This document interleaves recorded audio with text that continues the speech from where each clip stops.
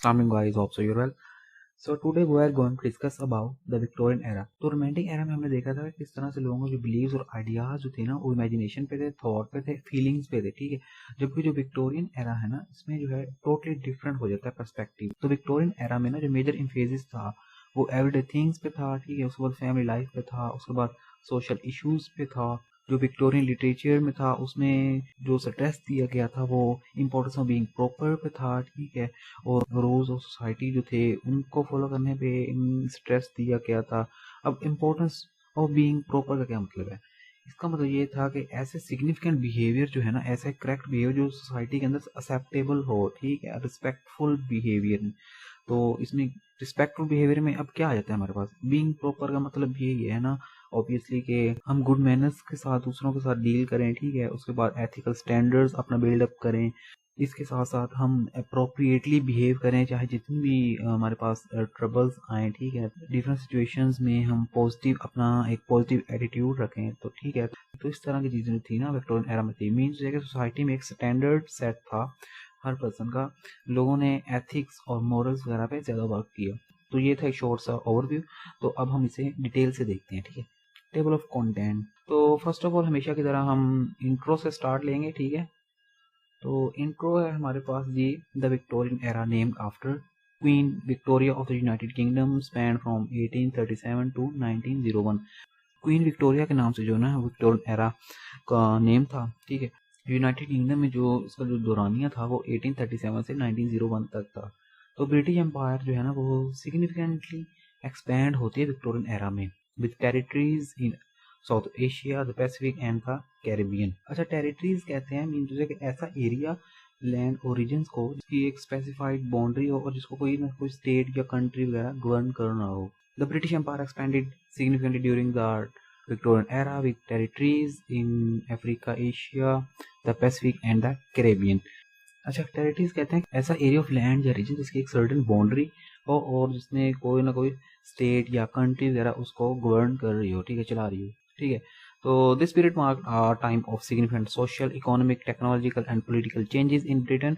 तो इस पीरियड में ना क्या हमारे पास है, सोशल, इकोनॉमिक, टेक्नोलॉजिकल और पॉलिटिकल चेंज आया ब्रिटेन में, ठीक है।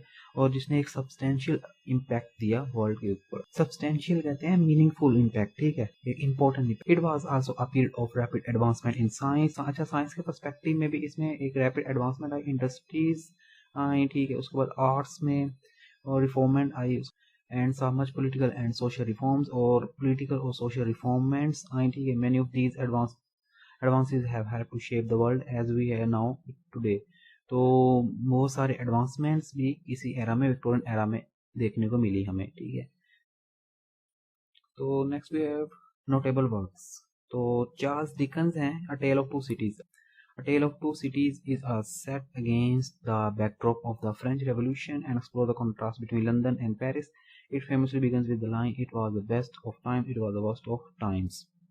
तो टेल ऑफ सिटीज जो थी ना, टू सिटीज, ये एक्चुअली एक फ्रेंच रेवोल्यूशन जो हुई थी ना उस वक्त, उसमें दो सिटीज के बारे में बयान किया गया, लंदन और पेरिस के बारे में। तो इसमें जो मेजर थीम जो थी ना वो हमारे पास देखने को मिलती हैं, लव की, सेक्रीफाइस की, ठीक है। तो इसमें जो है ना चार्ल्स डिकन ने जो है ना कंट्रास्टिंग सेटिंग की है लंदन और पेरिस की, ठीक है। उसमें ड्यूअलिटी ऑफ कैरेक्टर्स को बयान किया गया है, ब्रॉड थीम्स ऑफ जस्टिस और डेस्टिनी और human capacity of both good and evil, ठीक है। इन चीज़ों को एक्सप्लेन किया गया है इसमें अ टेल ऑफ टू सिटीज में। So next we have Great Expectations. Great Expectations follows the life of Pip, an orphan with humble beginnings, as he encounters wealth, love and the consequences of his choices. तो Great Expectations जो है ना वो पिप की life, एक orphan होता है लड़का, ठीक है, उसके बारे में है। तो मेजर थीम्स जो थी ना वो हमारे पास सोशल मोबिलिटी की थी, आइडेंटिटी की थी और मोरालिटी की थी। आगे हमारे पास आता है ऑस्कर वाइल्ड का एक फेमस नॉवल था, the importance of being Earnest. The importance of being Earnest is a comedic play that sterilizes Victorian social conventions including marriage, class and manners। तो इसमें जो है ना हमारे पास स्टायर, तंज और मजाक एलिमेंट यूज किया गया था और इसमें मैरिज, क्लास और मैनर्स जैसी थीम्स को डिस्कस किया गया था। तो नेक्स्ट हमारे पास है Robert browning. Robert browning was a leading Victorian poet known for his dramatic monologue. Some of his notable works, The Ring and the Book and The My Last Duchess. His poetry often delved into the minds of characters in the various historical and psychological contexts। तो इसमें जो ना हमारे पास historical और psychological context वगैरह को discuss किया गया है। अच्छा ये ना मैं इतना डीपली आपको नहीं करवा रहा क्योंकि अगर हम इसको डीपली लेके चले ना तो पूरी वीडियो सिर्फ इन्हीं लिटरेरी वर्क्स पे ही बन जाएगी। तो मेरा जो मेजर इम्पेरिस है वो विक्टोरियन एरा को टच करना है, ठीक है।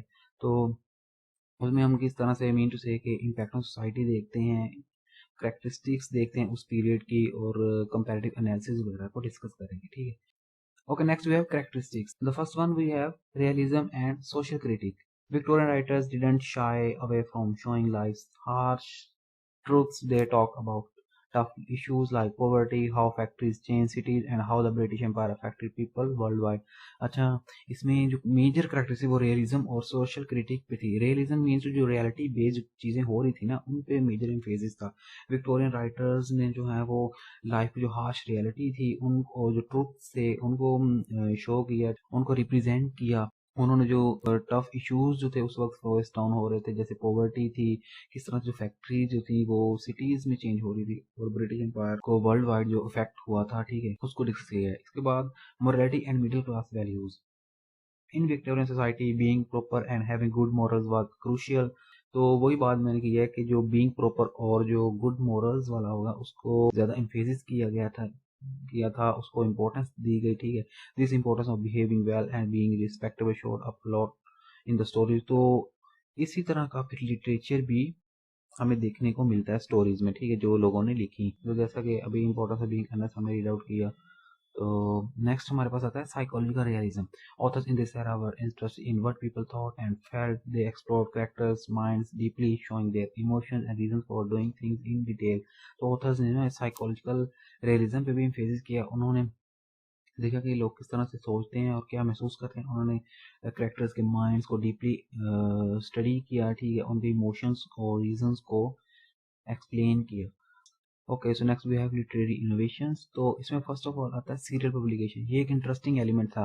तो इस एरा में ना सीरियल पब्लिकेशन में ये था कि बजाय इसके कि हम पूरे नॉवेल्स को जो है ना एट अ टाइम रिलीज कर दें, जो मैनी जो राइटर्स थे ना उन्होंने क्या किया कि कुछ पार्ट्स को ओवर टाइम के लिए पब्लिश किया नॉवेल्स के, ठीक है। मैनी नॉवेल्स जो थे ना विक्टोरियन एरा के वो इनिशियली पब्लिश किए जाते सीरियलाइज्ड फॉर्म में, मीन से कुछ चैप्टर्स वगैरह या कुछ इंस्टॉलमेंट्स वो जो थी ना उनको ओवर टाइम के लिए मीन टू से रिलीज कर दिया।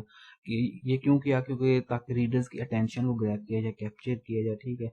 और इस तरह से एक ग्रेटर सस्पेंस क्रिएट करने के लिए हमने हमारे पास सीरियल पब्लिकेशन है। जैसा कि आजकल के ड्रामास जो हैं वो भी हमारे पास एपिसोड्स में आते हैं, ठीक। तो ये एक सस्पेंस क्रिएट करने के लिए किया जाता है, और विक्टोरियन एरा में भी इस तरह से सीरियल पब्लिकेशन होती थी।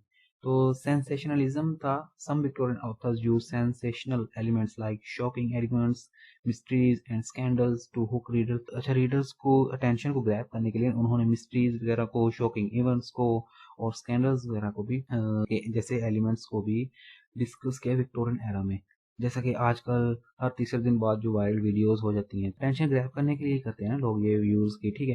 तो विक्टोरियन एरा में भी कुछ इस तरह की चीजें हो रही थी। The stream of consciousness technique. कुछ जो राइटर्स थे ना विक्टोरियन एरा में उन्होंने एक नैरेटिव, ऐसा नैरेटिव स्टाइल अपनाया जिससे स्ट्रीम ऑफ कॉन्शियसनेस कहा गया, ठीक है। इस टेक्निक में ये था कि जो कैरेक्टर्स जो थे ना वो अपने इनर थॉट्स और परसेप्शंस के थ्रू जो जो इनर मोटिवेशंस या इमोशंस है ना उनको इजीली अंडरस्टैंड कर सकते थे, ठीक है। Okay, so next we have impact on society. तो विक्टोरियन एरा का सोसाइटी पे क्या इम्पैक्ट पड़ा? ऑब्वियसली एक ग्रेट इम्पैक्ट था विक्टोरियन एरा का सोसाइटी पे। सोशल रिफॉर्म और philanthropy. Victorian literature played a role in raising awareness about social issues and promoting social reforms, encouraging philanthropy, efforts to address poverty, child labour and education. Victorian literature ने ना एक awareness raise की social issues पे और social reforms पे, और encourage किया philanthropic efforts को, ठीक है। इसके जरिए से जो पॉवर्टी थी, चाइल्ड लेबर थे, ठीक है, और एजुकेशन था उसको एड्रेस किया गया, उसको उस पर जोर दिया गया, ठीक है। फिलंथ्रोपी क्या होती है? Refers to the practice of individuals और organisations denoting their time, money और resources to promote the welfare of others and improve society. Philanthropy ना एक्चुअली एक ऐसी इंडिविजुअल्स की प्रैक्टिस या कोई ऐसी ऑर्गेनाइजेशन होती है जिसमें मनी वगैरह या रिसोर्सेज वगैरह जो है ना किसी भी वेलफेयर के लिए और किसी भी सोसाइटी को इम्प्रूव करने के लिए डोनेशन कलेक्ट किया जाता है। फिलंथ्रोपी में जो है ना वो डिफरेंट फॉर्म्स की हो सकती है, जैसे कि चैरिटेबल डोनेशन होगी, वॉलंटियरिंग होगी, एडवोकेसी होगी और फंड रेजिंग एफर्ट्स होगी। मीन्स कि एक ऐसी ऑर्गेनाइजेशंस हैं जो कि मनी कलेक्ट करती है, ठीक है, और सोसाइटी की वेलफेयर के लिए। Cult of domesticity. The cult of domesticity, also known as the cult of true womanhood, was a prevailing ideology in the 19th century, particularly during the Victorian era. It emphasized the idealized role of women within the home and family. अच्छा, cult of domesticity में ना womanhood पे major emphasis था, और इसमें women का role भी जो होम में होता है और फैमिली में होता है उसको प्रमोट किया गया, और स्पेसिफिक विर्चूज जो, ठीक है, बिहेवियर जो थे ना for women at the time को डिस्कस किया गया। मीन टू से कि इसमें वुमनहुड का जो कंसेप्ट था उसको इम्पोर्टेंस दी गई। ये विक्टोरियन एरा में वुमेन्स के राइट्स वगैरह पे और फैमिली इश्यूज पे भी मेजर एम्फेसिस था। Okay, next way of comparative analysis. तो कंपैरेटिव एनालिसिस में ना कंट्रास्ट विद रोमांटिसिज्म। ऑब्वियसली बात है कि रोमांटिसिज्म में हमारे पास थॉट्स, फीलिंग्स और इमोशंस थे, जबकि जो रोमांटिसिज्म है उसमें जो रियलिटी, जो बेस्ड जो थिंग्स होती हैं उन पे था, ठीक है। तो जबकि रोमांटिसिज्म में ये था कि हम फैंटेसी की चीज़ों को देखते थे जब, और इमेजिनेशन की चीज़ों को देखता है विक्टोरियन, जबकि जो हमारे पास विक्टोरियन एरा था उसमें रियलिटी बेस्ड चीज़ों को देखना होता है। In the Victorian era writers focused more on showing what life was really like for people. They talked about everyday things like family life and social issues. तो लोगों ने एवरीडे थिंग्स को, family life और social issues को discuss किया, ठीक है। इसकी बजाय अगर इमोशंस और नेचर को देखें, Victorian literature also stress the importance of being proper and following the rules of society. तो इसमें इंपॉर्टेंस ऑफ बीइंग प्रॉपर पे और रूल्स ऑफ सोसाइटी को इंपॉर्टेंस दी गई, ठीक है, which was different from the romantic ideas of being unique and expressing strong feelings. So while romanticism was about individual expression and nature's beauty, तो बजाय इसके कि रोमांटिसिज्म में जो इंडिविजुअल एक्सप्रेशन और नेचर्स ब्यूटी को डिस्कस किया जाता था, जबकि विक्टोरियन एरा में ना सोसाइटी की वैल्यूज और एवरीडे लाइफ इश्यूज को डिस्कस किया गया डिटेल के साथ। तो आगे आता है हमारे पास expansion of realism. Victorian literature expanded on the realism of the previous era. So previous eras के निस्बत विक्टोरियन लिटरेचर में रियलिज्म का कंसेप्ट एक्सपेंड हुआ, ठीक है। इसमें सोशल इश्यूज और साइकोलॉजिकल कॉम्प्लेक्सिटीज को ग्रेट डिटेल के साथ एक्सप्लेन किया गया। तो इस तरह से हमने देखा कि विक्टोरियन एरा में जो है ना लोगों को जो शिफ्ट था वो डेली लाइफ के इश्यूज वगैरह, सोशल इश्यूज पे था, ठीक है। तो रियलिटी बेस्ड चीज़ों पे था, ठीक है। जबकि जो रोमांटिक एरा में था उसमें जो लोगों का जो फोकस था वो थॉट्स और इमेजिनेशन पे था, नेचर पे था, ठीक है। So this is all about the Victorian era. So if you guys have any query, you can ask me in the comment section. So in the next video we will discuss about the modern era. तो तब तक के लिए अल्लाह हाफिज़, जज़ाकल्लाह।